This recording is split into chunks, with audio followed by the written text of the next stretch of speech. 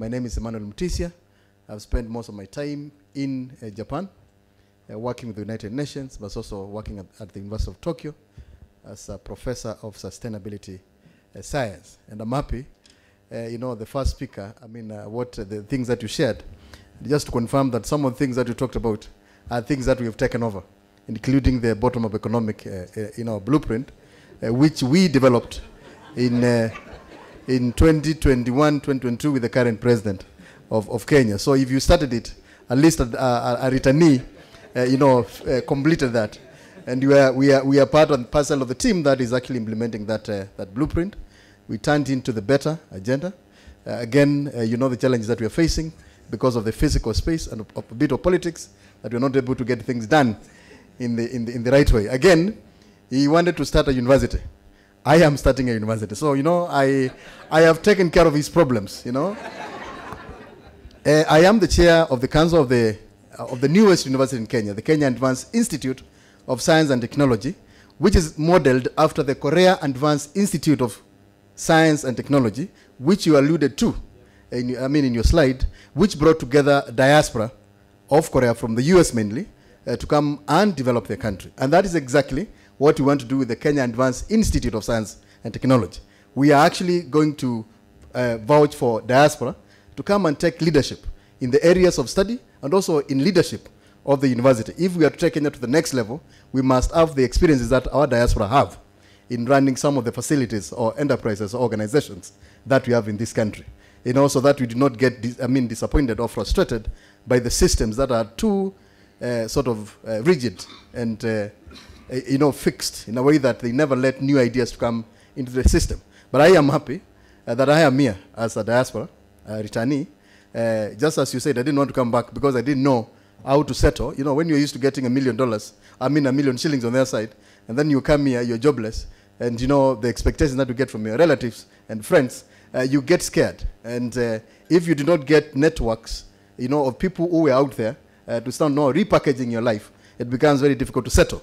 And that is why some of us come back, and they always go back to the US. We don't go back to Japan, but I know you guys go back to the US. Because, the lives that you live with out there in the US are not the same lives that we live here on the other side, in the East.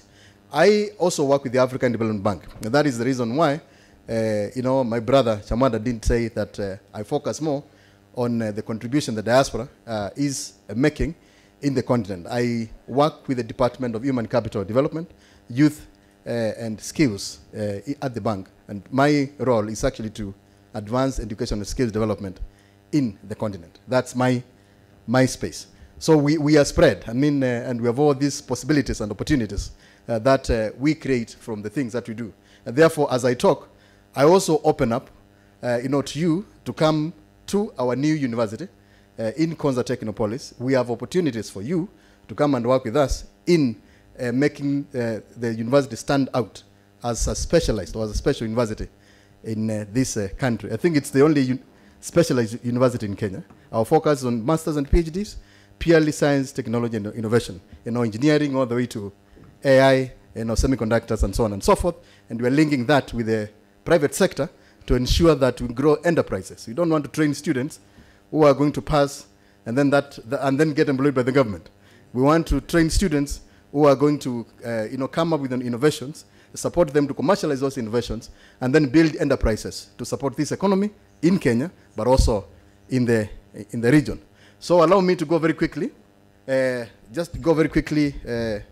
through a few ideas on some of the things that I've learned in my duty station in Abidjan, in Ivory Coast, as a staff of the African Development Bank. One thing that we need to know, and I think we're all aware of this, that the role of the diaspora in Africa's transformation is very key. We are the ones traditionally who are sending the highest amount of money to this continent, but we also provide the best expertise. We transfer technology, and we also bring about the innovations, and also link the continent with opportunities from outside the continent. We have more than 200 million people of African descent who are out there. That tells you that Africans who are outside Africa, could easily become a continent by themselves. In Kenya, we talk about the 48th county. This should be a Nigeria outside there, which means that if you tap into the capacities, the expertise that we have with these, Africans out there, the Africa would get to the level where it should be and compete with the rest of the world. With these numbers, certainly Africa is a resource. And in many cases, we see the diaspora as, a source of financial resources. And that is when you look at the governments, including the government of Kenya, they measure the contribution of the diaspora by the amount of money that we send in this country. And that is why over the last 3-4 years, in our conversation with the Daring Abroad and the Minister of Foreign Affairs, we've always been talking about the other two components that the government should focus on in terms of the contribution that we expect from the diaspora, over and above the remittances. And number two, on that is, knowledge exchange, knowledge transfer, skills, and, technology transfer. And number three is about the advocacy role that, the diaspora plays in ensuring that we inform our people on their role as citizens in ensuring that they actively participate in the development of our continent and also of our countries. So as I mentioned, these numbers are giving us hope. But that hope has not been translated into action. We are not seeing the appreciation that we expect from our governments of the role of the diaspora in national development. And that is why you realize that even the government of Kenya, which did develop the first national diaspora policy, that policy had issues when it came to implementation. We were there when we developed it in 2014, launched it in 2015, but most of the components of the first diaspora policy, which was supposed to advance the contribution of the diaspora in national development, and also to pave way for us to come back home and, secure opportunities and support the development of our country. That policy, was kept somewhere. Most of the components were just there until now. We came into sort of reviewing, revising, and developing now the second version of that policy. And so, for governments in this on this continent, for the government of Kenya, the governments that we have here in Africa, it is important to look at the diaspora as the hope of this continent in ensuring that we bring about the kind of transformation in areas of social and economic, so that we can place ourselves at levels that we do not need to go out there to other countries or other continents to look for opportunities. We need to create that level of development that will attract many others to come and work and live in the continent, not to come and work, not to come and carry away or take away our natural resources, which is the case that we see with most of the countries that we see in the continent. Now, when you look at the area of knowledge exchange and knowledge transfer and skills, we know that one of the biggest challenges that we face as a continent is the levels of investment, to build the capacity that is required to drive our development process. We look at the allocation of resources to our education system.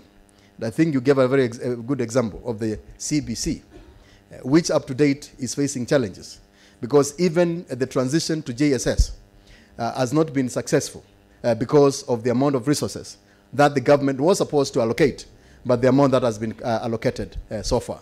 So many of our kids who are going through the system are actually going through a system that is not working, with teachers who are not motivated, who are not interested in being part and parcel of the process, because they are not properly remunerated, the working conditions are not good, and this is an area that we, as returnees, with our networks out there, could support the government in our small ways, in our communities or in our villages, to just bring support from those networks that we have there, to provide the kind of quality, implementation process of the CBC, because this country's future is on the hands of these young men and women who are now getting trained under the CBC system.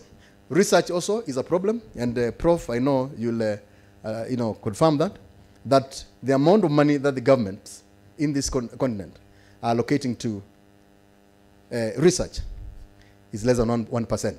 In many countries, less than 0.6%. Even in Kenya, where we are talking about the STI policy, which is supposed to fund research around science, technology, and innovation.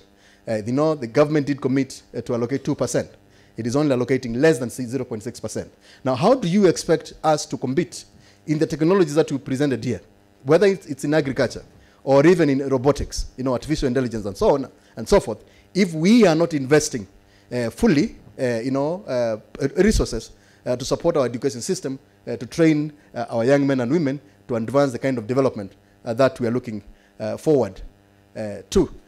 Our focus in our African countries is purely on the money that we bring home, because that paves way for your money to be, to be stolen, by everybody. It's actually not even the government, it's everybody, unfortunately, including your loved ones, which is quite unfortunate, And they will not appreciate the knowledge that we bring here in this country or here in this continent. They will not appreciate the capacities that we have for a professor from the US to come here and say that I want to work in the university to give the same, share the same experiences, build a community of practice so that we can get our education system to that level. And that is why you realize our systems are very weak. When it comes to the training, the research, and the education systems in this country and in the continent, apart from South Africa, you realize that we are badly off as a country and as a continent. And I was in another conference where I was giving a keynote speak, this international association of science parks. And one Korean asked a question, because when they go back to the 1960s, as you put it, they were very poor. And sometimes you make jokes that the first president gave them a loan of, a loan or aid of $10,000. Question was, what is wrong with our countries in Africa? And then a few weeks ago, I met the Japanese ambassador. And he started complaining, because he talked to me as a Japanese and told me, he is so disappointed by what he sees in this country. Whenever they want to assist the country to get to the next level, you realize that the country is not interested in moving to the next level. He gave me an example and told me that for him to become the ambassador of Kenya, Japanese ambassador to Kenya, he had to compete against 1,352 other candidates. In Kenya, even for a VC, you know what happens? You go compete, but we already know who's going to become the VC, unfortunately. So you waste your time. So the challenge that we have in our continent is the focus on the money that diaspora sends home. We need to move this conversation from the amount of money that we're going to send to Kenya, the $1 billion, to the amount of human capital, you people who are going to come back, work in the systems, get properly remunerated, and give the best to this country. Because, I'm sorry, but you are better than those ones who are born in Makueni, where I come from, in my village, and they have not seen Nairobi. If you have seen the US, then you know better how to put things in place to ensure that we take our country to a better level. And that is one of the things that we want to do at the Kenya Advanced Institute of Science and Technology. We are recruiting top-notch professors. We are not looking for Kenyans. We are looking for Kenyans out of Kenya, so that you can bring that experience to Kenya. And we have told the government of Kenya that we must give special remuneration to those professors so that I can move you from the University of Stanford to come and work in Nairobi. If you come here and work for the same 300,000 shillings that they give you, and then they frustrate you along the way, you will not come back. So we want to get that independent. And that is why we moved the university from the Ministry of Education to the Ministry of ICT, so that we have that independence. So we are not anchored at the Ministry of Education. We are a specialized institution that is anchored at the Ministry of ICT. And we are talking to the President to be the Chancellor. We don't want any other Chancellor. So that we also become different from the rest of the universities around. Now, it is you who are going to work with us to ensure that now we turn this conversation of remittances to a conversation of skills, knowledge transfer, technology transfer, using this university that we are creating down there. And let this university be ours, not not the government of Kenya's university. So my point here, and because of time, is to sort of move our conversation from what we see in Ghana, for example, that when even in their diaspora policy, they're looking at the amount of money that Ghanaians are going to bring back home. The amount of skills, the amount of knowledge, the human capital that is required by Ghana to move to the next level. They do not see that coming from the diaspora. And the same thing is also with Rwanda. You see, they're talking about finance first and technology. Although they have a bit of skills, their main focus again is on financial sort of services or resources. And this is a conversation that we really need to look into when we discuss our case here in Kenya. The same thing with Somalia. Although Somalia has a bit of humanitarian support, again, it is about money. It is not about anything else. Wanaleta pesa, wanakuja kusaidia wenye wametolewa where they are, and then hiyo pesa ndio inafanya reconstruction, you know. So there is nothing to do with that. Is the exchange and sharing and transfer of skills, knowledge, and technologies.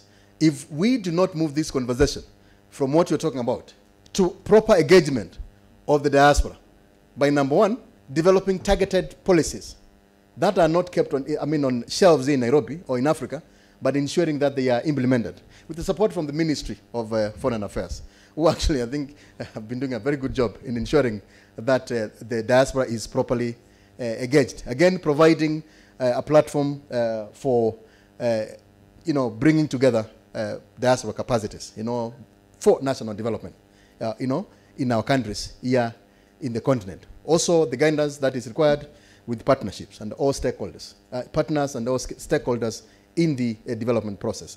This is a framework that will be critical if we are to harness the capacities, and the strengths that we have within our diaspora communities out there. Again, we need to open up for technology transfer, innovations, so that we can sort of move those innovations, bring them here, and develop our own enterprises here in Kenya and in the continent. One of the questions that was asked this morning, I was moderating a VC's, Vice Chancellor's Roundtable this morning, and then somebody woke up and said, we always talk about the number of graduates that we train. We never talk about the number of innovations that we produce. If we do not turn that conversation from innovations, from the number of graduates to innovations, then we will always keep on training jobless, young men and women in this country. And they will see issues about the Gen Zs. So the measure, Prof, that we want to see from our universities today is, instead of just publishing a thesis, show us that innovation. Tell us whether it will go up to that patent level.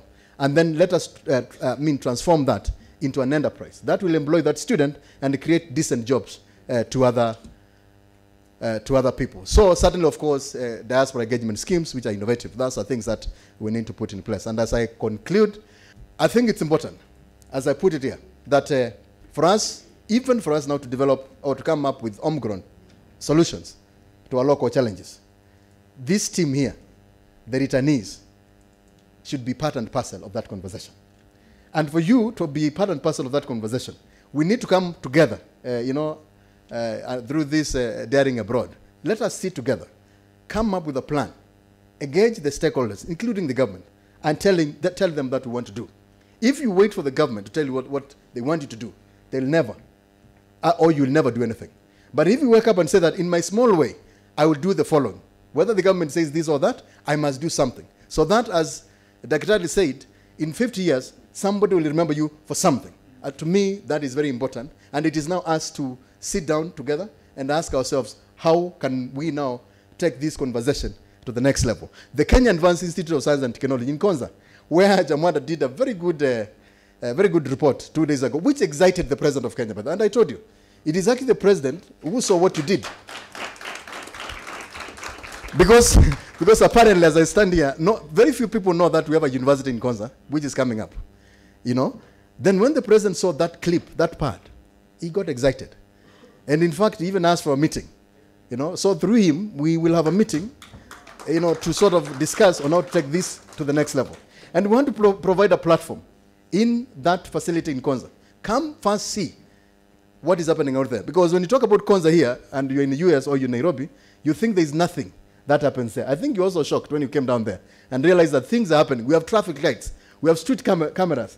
We are just waiting for you to come and see so that we can now get started as a city, but also as a university. So I look forward to sort of expanding this conversation with you, and I look forward to us coming up with areas of convergence so that we can work together or walk together in this journey to sort of ensure that we contribute to national development, and leave a legacy that 50 years later, others will remember us for. Thank you very much.